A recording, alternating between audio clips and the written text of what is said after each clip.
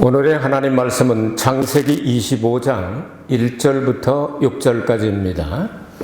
창세기 25장 1절부터 6절 말씀까지 봉독하겠습니다.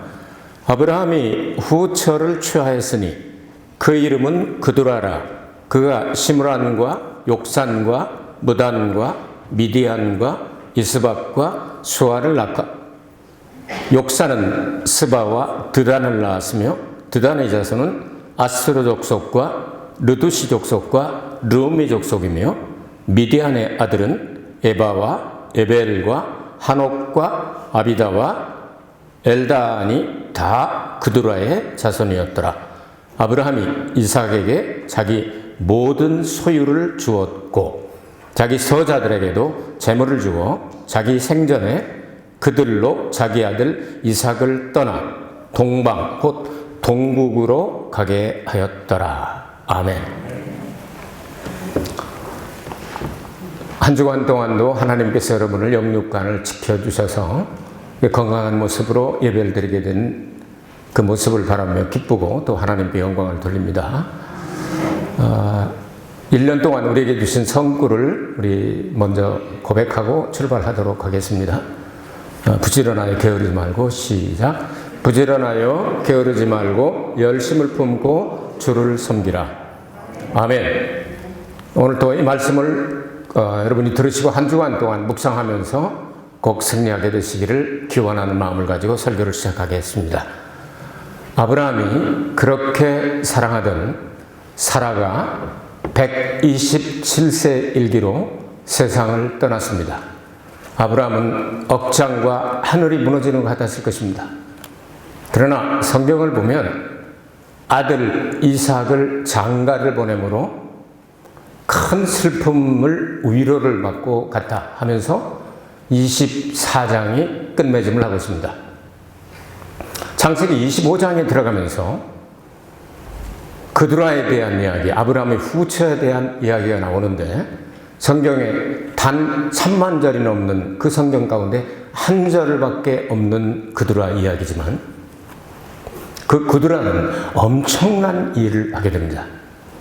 여러분께서 오늘 설교를 들으시고 나면 성경을 묵상해야 찾아낼 수 있는 중요한 단서를 발견하게 될 것입니다.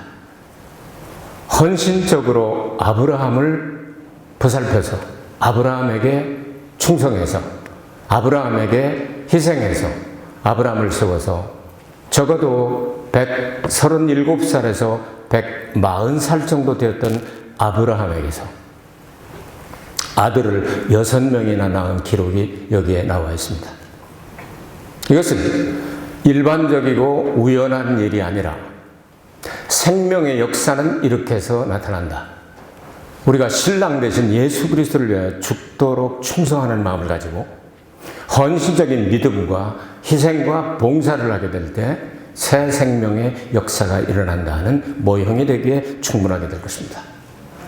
아브라함, 그는 어떤 사람이었습니까? 창세기 12장 1절부터 3절까지 읽어드리겠습니다.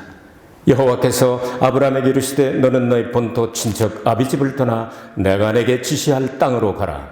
내가 너로 큰 민족을 이루고 내게 복을 주어 내 이름을 창대케 하리니 너는 복의 근원이 될지라.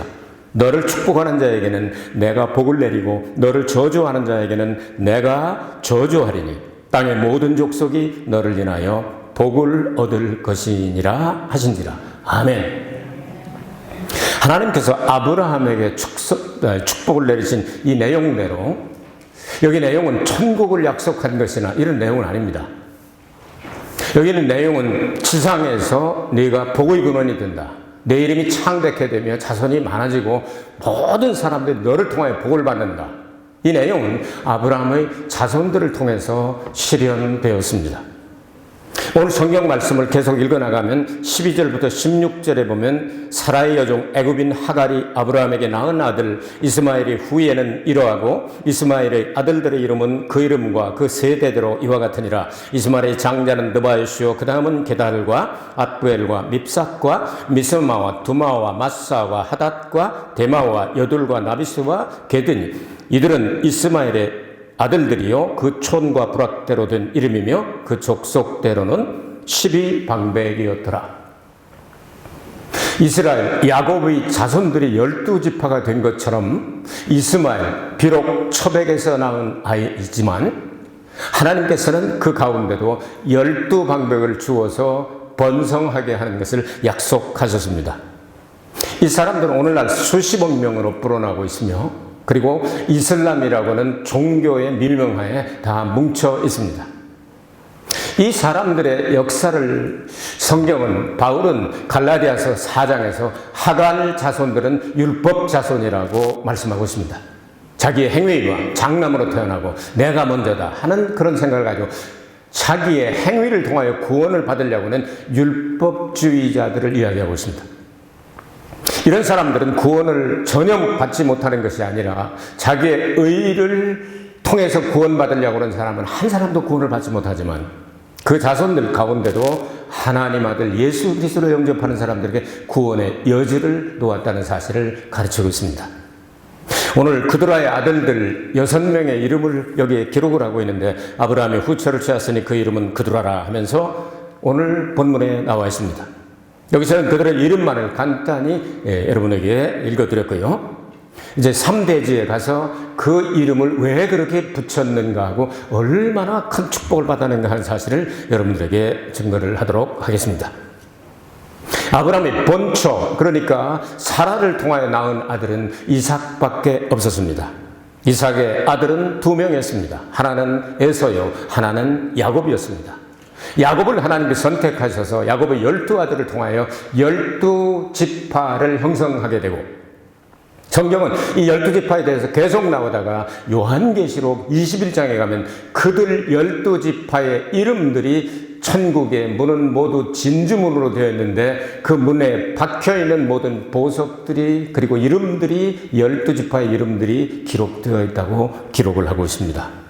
이런 내용들을 생각하게 될 때 하나님께서는 아브라함에게 약속하신 번성하는 축복을 이스마엘을 통해서도 또 그드라의 자식들을 통해서도 또 사라의 자식들을 통해 다 이루어지겠는데 특별히 사라의 자식을 통해서는 메시아가 약속이 되었고 그 메시아를 통하여 온 인류와 온 민족들이 영접하는 자 곧 그 이름을 믿는 자들에게는 하나님의 자녀가 되는 권세를 주시고 메시아를 통한 영생의 축복이 약속된 것입니다. 이런 내용들을 생각하게 되는데 오늘은 그런 이야기를 하지 아니하고 그두라라고는 성경에 한 절밖에 없는 이 여인을 찾아내 보도록 하겠습니다. 아브라함과 그두라의 관계는 성경에 아브라함이 이제 사라가 세상을 떠나고 127살 때 세상을 떠났으니까 아브라함과 사라의 나이 차는 10살이었습니다. 그러니까 아브라함이 137살 때쯤 되어서 사라가 이 세상을 떠났습니다.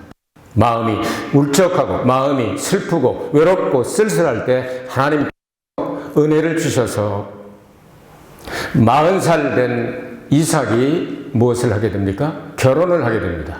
그 후에 그두라가 나온 걸 봐서 137살에서 한 3년 정도 이렇게 힘들어 하다가 이삭이 40살 때 결혼을 하게 되는 거예요. 그러니까 아브라함은 140살이 됐다 하는 얘기죠. 그 후에 아브라함이 후처를 취하였다 그렇게 기록을 하고 있습니다. 140살 된 할아버지 중에 할아버지와 결혼했던 이 여인, 아기를 낳을 수 있는 여인인 걸 보아서 이 여인은 늙은이가 아니라 젊은 여자로 생각이 되어집니다. 근데 성경은 말씀하기를 그 여자는 첩이 아니다, 후처다 했습니다. 정식으로 본처가 세상을 떠나고 난 다음에 정식으로 결혼을 했으니까 후처다 이렇게 기록을 하고 있습니다. 그러나 6절에 보면 서자란 말을 쓴 걸 보아서 본처 소생이 아닌 자식들을 서자라고 부르는 것 같습니다.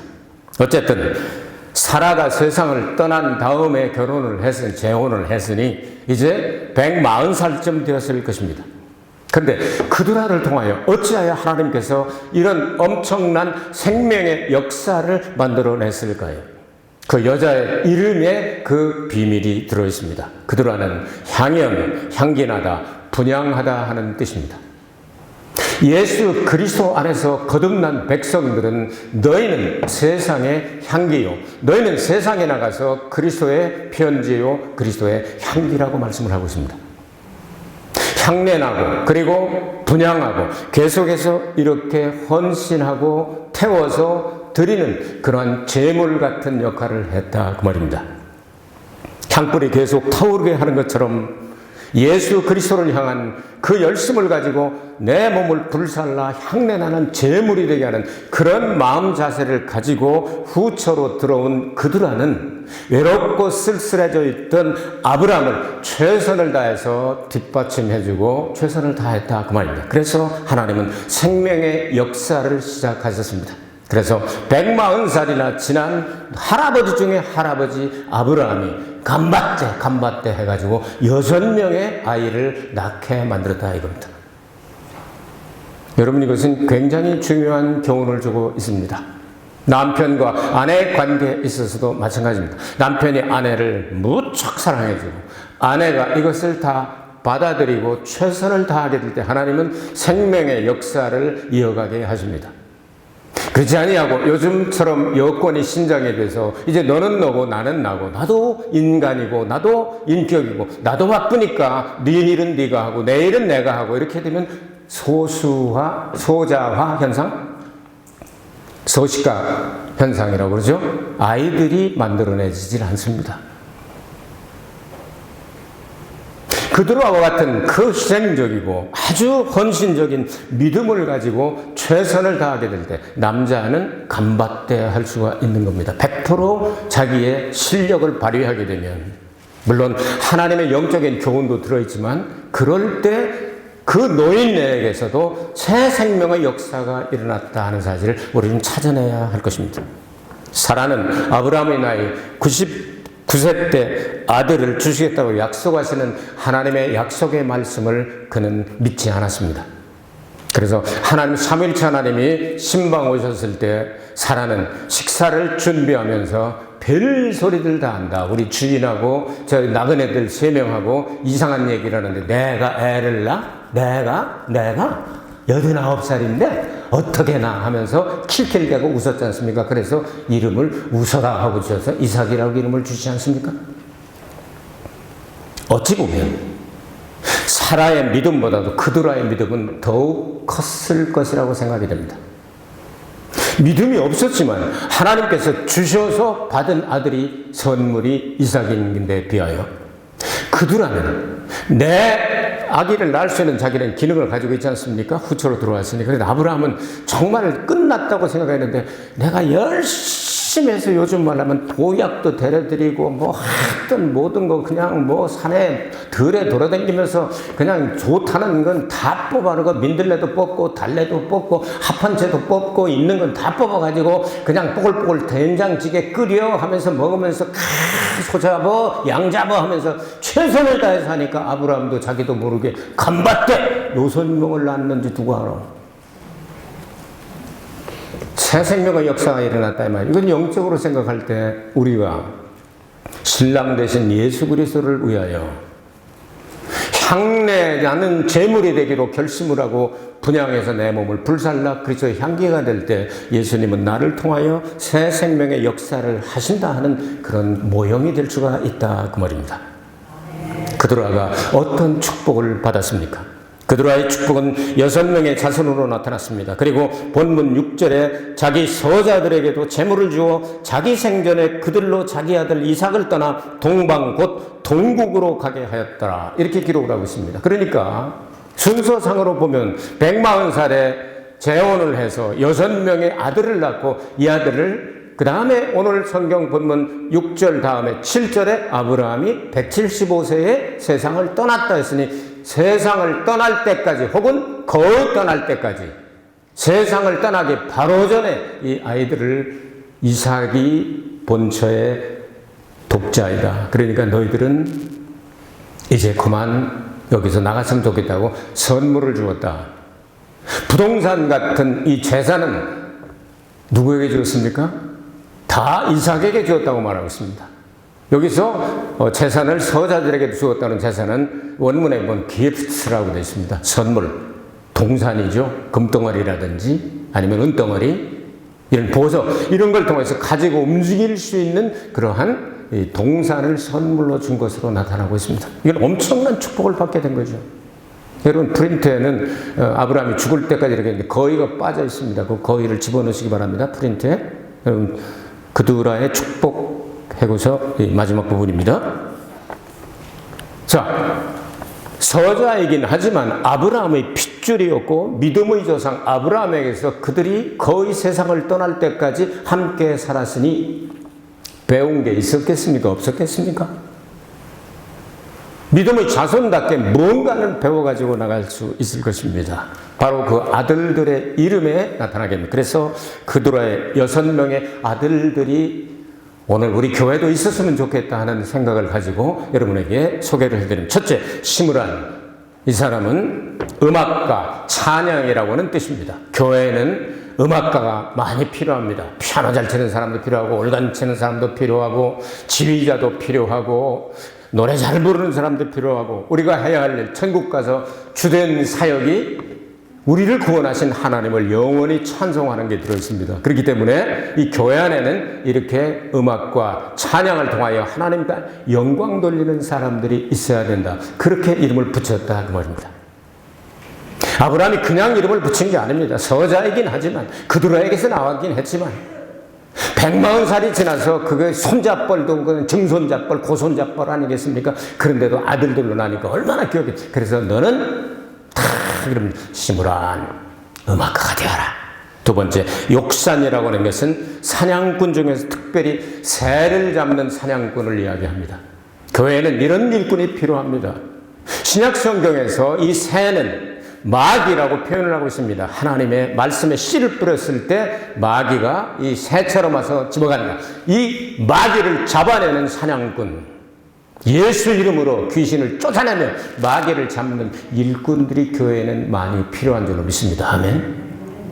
이름을 그냥 붙인 게 아닙니다. 마귀 쫓는, 새 잡는 이런 이름을 붙여서 욕산이죠. 그 다음 세 번째 아들 이름이 무단이라고 나옵니다. 이 사람은 싸움의 해결사라는 뜻입니다. 교회 안에도 크고 작은 분쟁이 있을 수가 있죠. 특별히 우리 교회들은 다 점잖은 분들이 계셔서 그렇지 않지만, 이렇게 보면 우리 희망선교 교회도 있는데, 희망선교 교회 참 각양각색의 사람들이 많이 모이잖아요. 사람도 또 많이 모이고 그러니까 어떤 데는 큰 소리도 나고 울긋불긋 하는데 이거 다 해결하는 사람이 있는데요. 어떤 점잖은 사람 하나가 너무 시끄러우니까 뭐라고 했는지 모릅니다. 주차장 저쪽으로 한번 끌고 갔다 온 다음부터 조용해졌습니다. 뭐라고 했는지는 모르겠습니다. 하여튼 같이 나하고 좀 얘기 좀 하자고 쓱 끌고 가더래요. 근데 그 다음부터 조용해졌어요, 그 사람.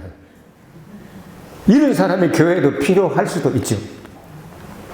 그래서 격투하고 싸움하는 것을 말리는 해결사가 바로 무단이죠. 미디안이라는 이름이 나오죠. 미디안은 변호사, 변호자 이런 뜻입니다. 엄청난 이름을 가지고 있죠. 우리의 모든 것들을 변호하는 변호사가 계시니 예수 그리스도께서, 보혜사 성령께서 우리의 대언자요 변호사라고 설명을 하고 있지 않습니까? 특별히 이 미디안이라는 사람이 그런 믿음을 가지고 미디안 광야로 가고, 후에 몇백 년 지나고 난 다음에 430년 만에 모세가 이스라엘 백성들을 끌고 갈 때 거기서 40년 동안 훈련받았던 장소가 어딥니까? 미디안의 족장, 요즘 말하면 제사장 같은 르우엘, 하나님의 친구의 집에서 40년 동안 훈련을 받지 않습니까? 우연이라고 생각하십니까? 아닙니다. 하나님의 은혜로 그러한 아브라함부터 배운 그것을 가지고 있는 미디안 족장 그 집에 들어가서 여러분 결혼하고 40년 동안 애 낳고 거기서 많은 것들을 배우고, 하나님이 때가 되었을 때 호렙산 가시던 불꽃 속에서 모세야 하고 불러내셨던 것입니다. 그래서 미디안 이름이 여기 나오게 되는 겁니다. 다섯 번째, 이스박이라고 하는 이름이 나옵니다. 이스박이라는 이름은 해방자라고 하는 뜻입니다.